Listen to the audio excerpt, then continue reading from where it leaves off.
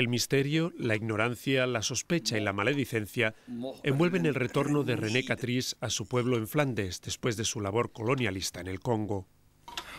Allee, René, geeft uw broer maar een hand?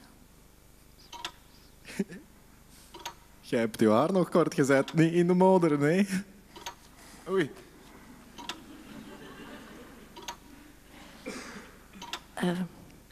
Ja, pak dat maar aan, dat is een cadeau. Moeder, ik zou daar ongelukken mee doen. Ik werk nu, hè, René, ik werk. Bij de firma Bittebier. Meneer Bittebier heeft mij gaarne. Ze maken daar vergroomde kinderwagens. Meneer Bittebier die is voorzitter van Sportingclub Alegem en hij is sponsor van de Caracolla. De Caracolla. Waar Julia soms in zingt. De Caracolla. Die zijn uitgenodigd, de Caracolla, in Torremolinos. De Geruchten, El Rumor, se basa en una novela de Hugo Claus. Hugo Claus est un des meilleurs écrivains de notre langue flamande néerlandais. Et pour nous, c'était important pour jouer cette pièce, de ne pas oublier notre histoire aussi coloniale qui est très bien écrite dans cet livre. Alleen die Melken en Felicien zeg het. Ja, de oudste van de Catrices. Allee, joh. Ja. Zeg dat niet waar is. Zeg waar. Bij hem thuis in de winkel. Al mijn dolfke gebaarden van niks, hè, maar ik had het direct in de gaten. En onze George ook, hè. Zijn haar kwam overeind en zijn staart stond stijf. Zijn staart stond stijf? Dat is gelijk bij mij als Mariet zich presenteert. Zeg. Oké, voor 100 frank. En un escenario desnudo, Cassier juega básicamente con el texto, con la voz, efectos sonoros, la luz, espejos. Moet jij je briefje van 100 frank terug hebben? Nee, maar jij hebt uw... Mijn zoetje. Allee, de roze vlag. Mijn melkkoetje. Mijn facturke. Kijk eens wie dat er hier is, mama.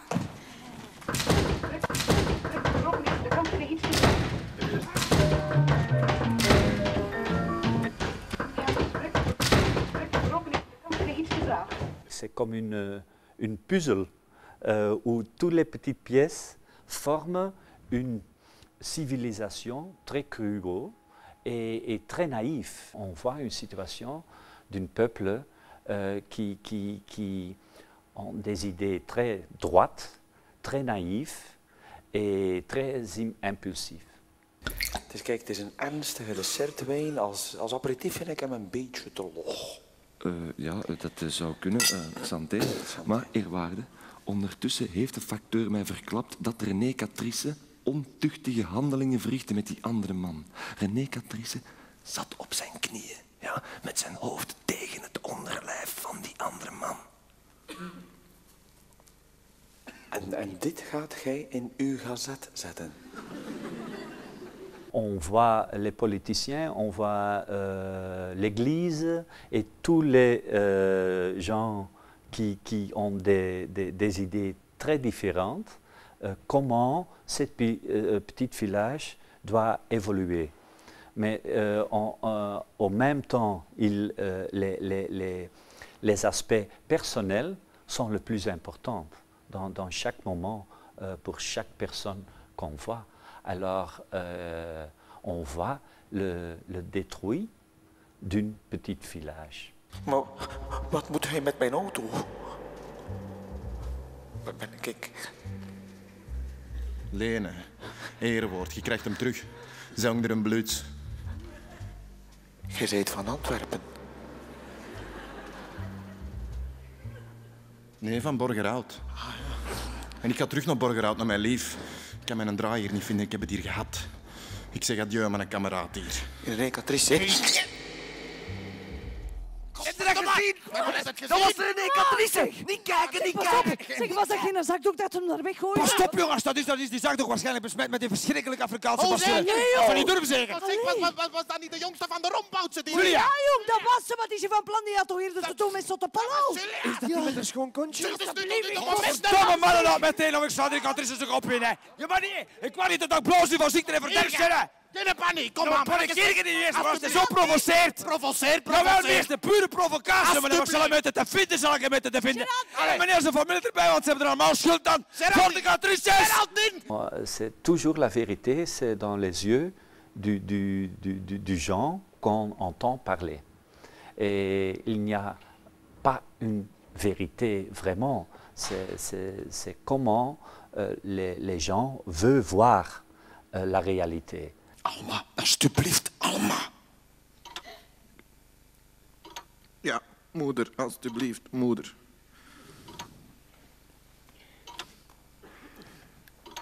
Ik heb alles van het spaarboekje gehaald. Oeh, alles? Ik moet naar het ziekenhuis in Waregem. Ik sta er alleen voor. We hebben niks niet meer, geen fles verkocht. En mijn breiwerk willen de nonnen ook al niet meer, want er zijn zusters van de orde verkracht en neergeschoten door blanken in parachutistenuniform en ze zweren dat onze René erbij was. Ja, maar ja.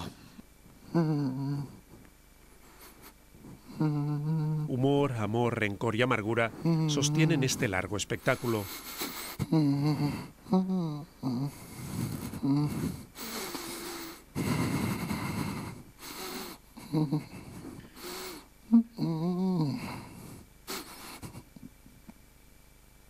Oei, oei, oei, oei, oei. Oei, oei, oei. Oei, oei, oei, oei. Oei, oei, oei. Oei, oei, oei. Oei, oei, oei.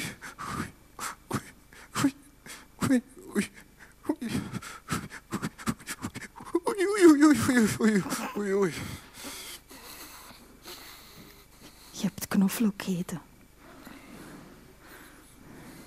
Ik proef het. Met lamsvlees. Ja. Je pense que dans chaque pays, il y a une autre histoire où on sent responsable du choses qu'on a fait dans des autres pays. Chez nous, c'est notre histoire coloniale au Congo, où on a fait des choses très mal. Et la chose qui se passe, c'est quand quelqu'un revient dans un petit village et toute la naïveté du peuple qui ne savent rien ce qui a passé dans la guerre à Congo. Et comment une petite chose peut exploser toutes les frustrations, toutes les émotions. Et c'est comme un volcan qui explose et qui donne les vrais visages d'un peuple cruel. Diamanten? Mijn deel. Gaat naar een nabestaande. De helft aan Julia. U vraagt, wij draaien. En dan de helft aan ons moeder. Op uw wenken, voilà, genoeg gezeverd. Dat was het. Dieu le veut.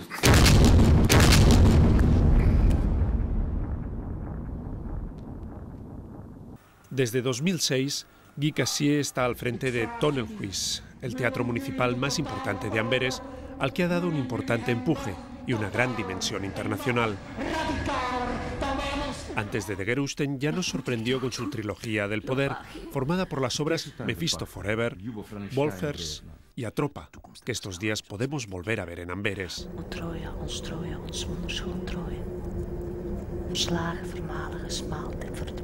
Y a Madrid llega otra de sus recientes creaciones, Rouge de Canté, Rojo Reposado.